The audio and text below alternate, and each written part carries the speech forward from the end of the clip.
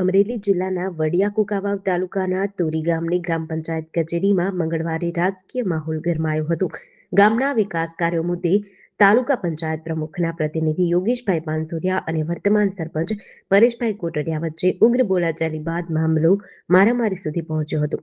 પ્રત્યક્ષદર્શીઓના જણાવ્યા મુજબ ગ્રામ પંચાયત કચેરીમાં બંને પક્ષ વચ્ચે ખુરશીઓ ઉડી હતી અને બટકા પણ ભરાયા હતા, જેના કારણે અફરાતફરી મચી હતી. ઘટનામાં બંને નેતાઓ ઇજાગ્રસ્ત થતા 108 દ્વારા સિવિલ હોસ્પિટલે ખસેડાયા હતા, જેમાં સરપંચ પરેશભાઈ કોટડિયાને વધુ ઈજા હોવાથી તેમને વધુ સારવાર માટે જેતપુર રેફર કરાયા હતા.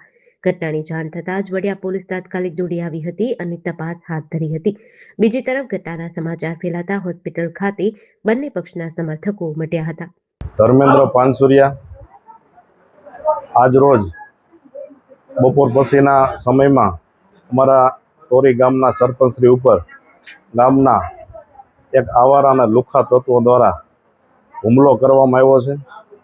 આ ગુજરાતમાં કોઈ સુરક્ષિત નથી એવો તમે દાખલો જોઈ શકો છો. આપણા ગૃહમંત્રી એવું કહે છે કે કાયદામાં રહેશો તો ફાયદામાં રહેશો. હવે જોઈ કે આ સરપંચશ્રી ઉપર જે હુમલો થયો છે એની ઉપર કેવી કાર્યવાહી થાય છે એ જોવાનું રહ્યું છે.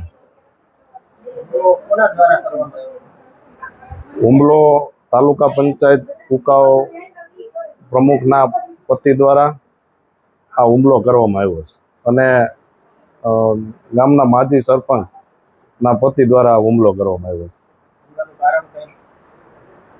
કારણ તો કાંઈ નથી. હવે એ તો આ તો બધા આવા માણસો છે, એને કાંઈ કાયદાનું કાંઈ ડર નથી. એવા માણસો તો અવારનવાર હુમલો કરતા હોય છે, પણ કોઈ ફરિયાદો થતી ન હોય. જેડીસી ન્યૂઝ સાથે મૌલિક દોશી, અમરેલી.